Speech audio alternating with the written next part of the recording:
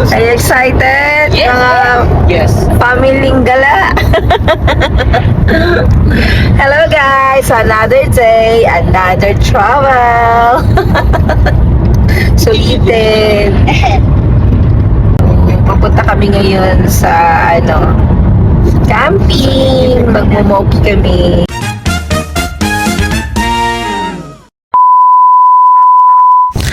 Moinika! So once again, welcome back to Sheena in Finland vlog. So for today's vlog, once again, we're on our way to Avenlampi Camping, which is in Saarijärvi, Finland. Kami pa lang ang nasa biyahe ngayon, pero mamaya magkita-kita kami with our friends sa campsite for a fun day together. Nasa highway pa lang kami pero excited na kami. Looking forward to a day filled with a beautiful nature, good food, laughter, and making unforgettable memories. So, if you're ready for another adventure here in Finland, tara, let's hit the road! Guys, ang ganda!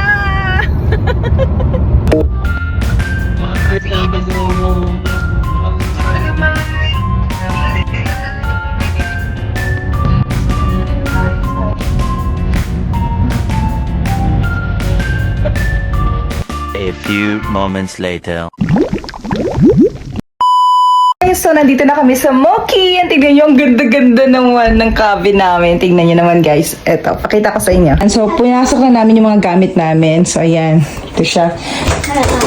So, toilet pala, ayan. And, ayan guys, meron na siyang microwave, may ref na siya, and oven. Pero nagdala kami ng air fryer. And then, meron na rin siyang coffee maker. And, akit kami. And there, and there. And then, ayan. So, this is the bed. This is the bed.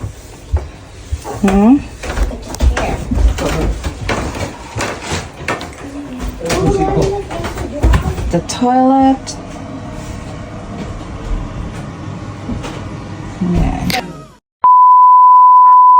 So, alright Rakas, right now, nakita yan, naglalakad kami ngayon sa Faris. And, pagkadating namin, of course, hindi tayo magsasayang ng oras. So, basa yung aking hair dahil umulan. Pero, hindi tayo magpapatalo sa ulan. Ulan lang yan. Alam mo yun, Sheena in Finland vlog ito. Kaya kailangan natin ito. So, of course, today's mission, find edible mushrooms and wild blueberries. And hopefully, we know what we're picking because we're definitely not taking any chances.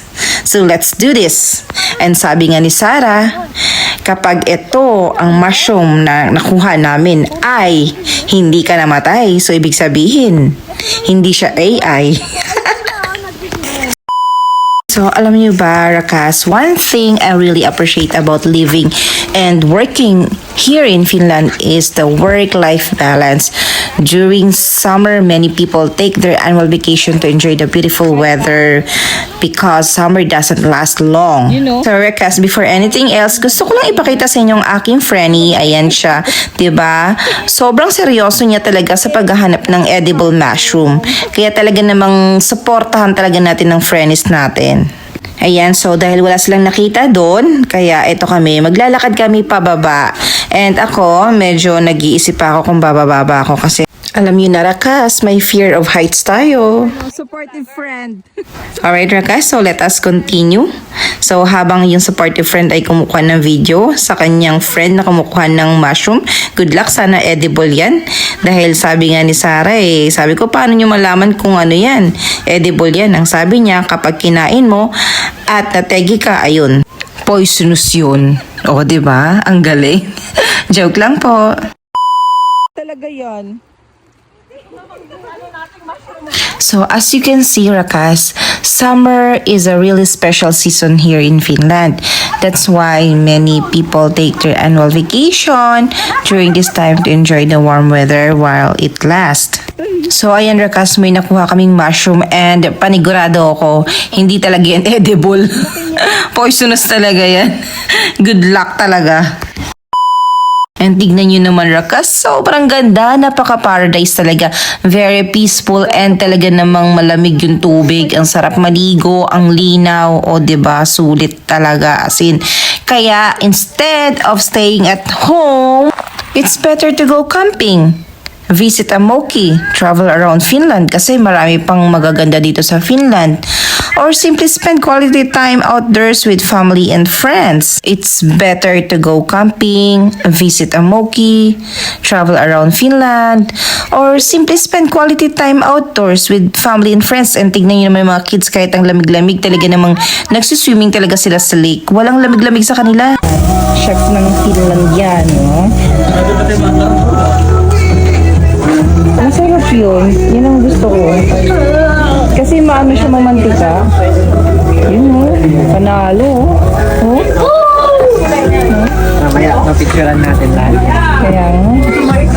Ang totoo talaga nito, habang nag-explore kami sa forest, yung mga husband talaga namin ang nagluto.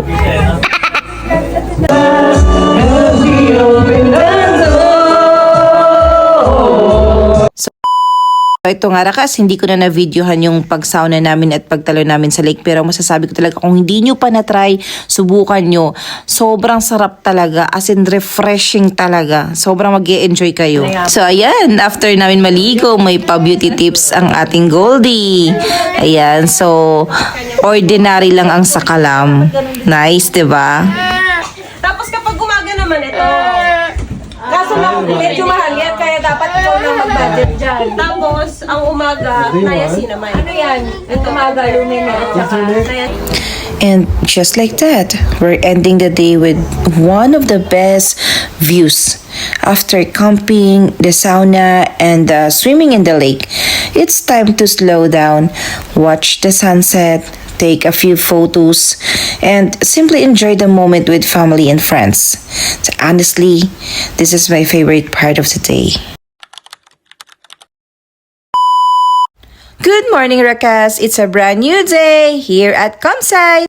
We woke up early today around 5 a.m. and Daddy Elgin already cooked eggs for the kids and for everyone.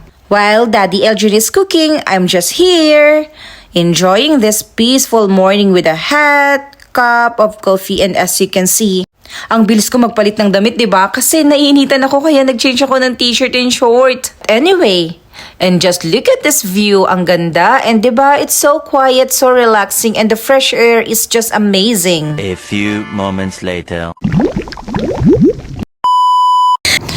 And Rakas, before heading home, we gathered together for a short devotional, sing worship songs, and thank God for the beautiful day and every blessing we experienced. So, I hope you don't skip this video as well para naman pati kayo ma-bless. Thank you.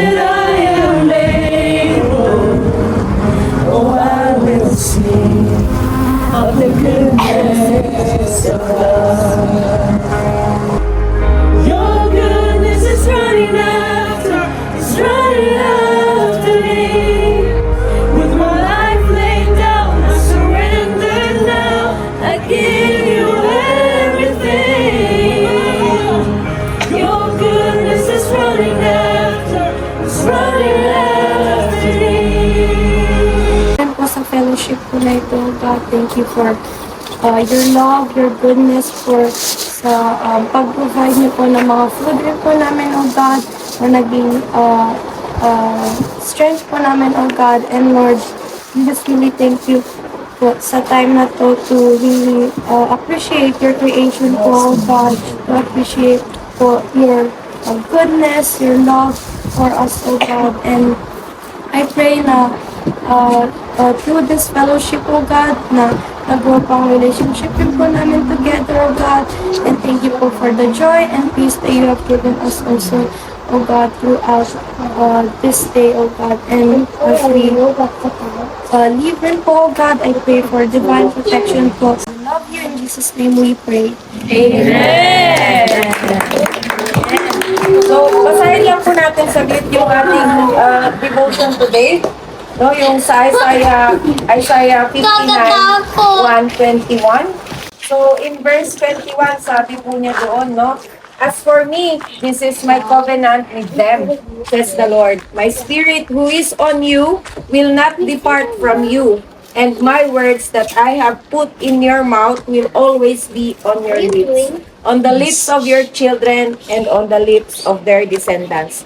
From this time on and forever, says the Lord. Amen.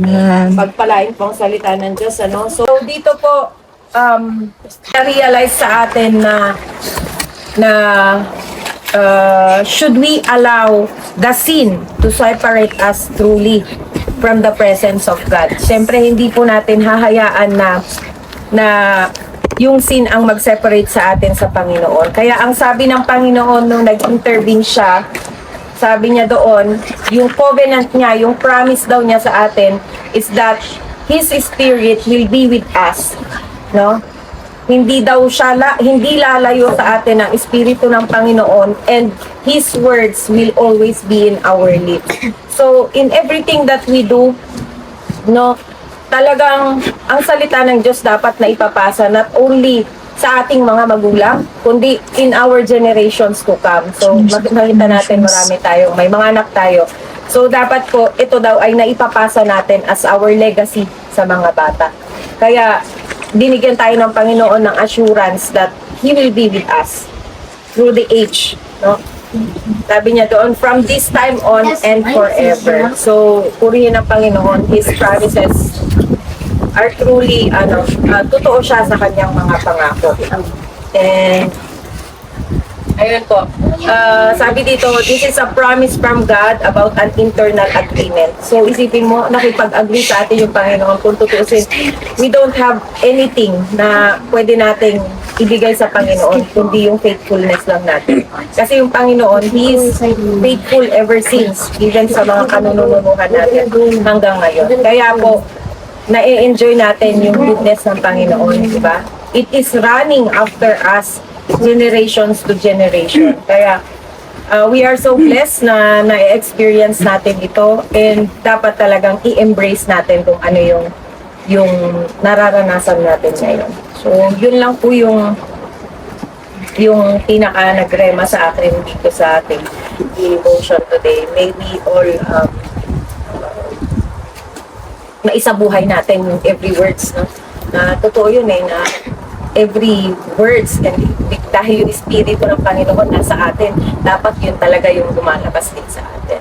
And truly, nabigyan niya tayo ng saya, na naparanas niya sa atin na hindi natin kailangang makibagay sa mundo, sa sinful world, para ma-enjoy yung creation niya. Just like what happened yesterday, even yung weather is not really good, pero I know that every one of us enjoyed talaga yung presence ng Panginoon, yung presence ng bawat isa, and most especially yung creation ni Lord. No? Purihin po ang Panginoon. Sige, palakpakan natin si Lord. Hallelujah.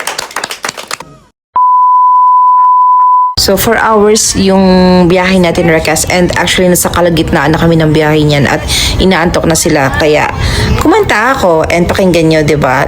Talagang magigising talaga kayo. All the time we were brought out to the view. You were in my heart. My life never changed. I still feel the same, especially for you. Want me to sing again? Huh? A few moments later. Doon pa lang namin, 6 na kami. So, Rekas, change of plans! Before heading home, we decided to stop by this forest here in Vanta. Hindi kasi kami nakahanap ng edible mushrooms talaga sa Sariayarve. So, we thought, why not try one more time here in Vanta? So, while our husbands and the kids are busy at the grill station, enjoying their food, so this is our mission, mushroom hunting! This is actually my first time doing this, and honestly, it's harder than it looks. You really have to be careful because not all mushroom here in Finland are safe to eat. Nakita nyo ba, Rekas, that yellow mushroom? That is one of the most popular edible mushroom here in Finland. So, they called it chanterelle or kantarille in Finnish. And we are also lucky today kasi there's a local mushroom picker na kumukuha din ng mga mushroom, but it's not the chanterelle, it's the black trumpet mushroom. So, meron din palang ganyan, no? Yung kinakain, edible din pala. Akala ko yung yellow lang. So, they call that black trumpet mushrooms, musta torvesieni in Finnish. And ang hirap niya palang hanapin din kasi nga nasa lupa siya. So hindi siya ganun kadali, and that is good kasi we are blessed na binigyan tayo ng mushroom hunter ng sobra, at marami pang nasa lupa. So marami pa rin tayong nakuha. Tignan nyo naman, Rakas, talaga namang ang mga kasama natin ay palaban. Kahit mga naka-shorts yan, ang kikinis ng balat, oo, diba? Pero hindi ininda, basta lang makakuha ng mushroom. O, diba? Talagang walang pang extra challenge eh. Wala talagang kaarte-arte. And syempre ako, wala rin akong choice kundi sundan sila. So, kailangan nating sumuot. O, ayan, dahil hindi natin to pwedeng palagpasin kasi ito yung mga bagay na, alam mo yung kailangan pinifilm talaga kasi ito yung mga unforgettable experience talaga na pwede rin nating i-vlog talaga eh. Alam mo yun, content creator tayo eh. So, kailangan natin pagsabayin lahat, ang enjoyment, ang challenge, 'di ba? Ang pagkukuha ng mga moments na ganito. So, ayan, buti na lang yung mga kasama natin ay mga supportive din naman talaga. Sila lagi nagpapalala, Sheena, kuha na mo na to, pang vlog mo to. O, diba? Thank you sa inyo. Sobrang na-appreciate ko talaga. And for today's adventure, mission accomplished! Uy, ano yan? Yan ba yung sinasabing nuno sa punso? Joke lang po, hindi yung totoo ah. First, gusto ko lang din i-share sa inyo guys, and honestly, this is one of the things I love the most about Finland. Bilang isang OFW, we work hard almost every day. So, don't forget to slow down and enjoy life too. Nature here is beautiful, peaceful, and many forests are open for everyone to enjoy as long as we respect nature and avoid private property. So, that's all guys, and of course, now it's time to head home. And our husband actually and our kids, they don't had any idea how serious we were about our mushroom hunting mission. So another beautiful memory made here in Finland. And Rakas, it's time to say goodbye. See you on the next adventure. See you on my next vlog. Thank you so much. Don't forget to subscribe, like, and share. Bye! Lord, I'm just crazy.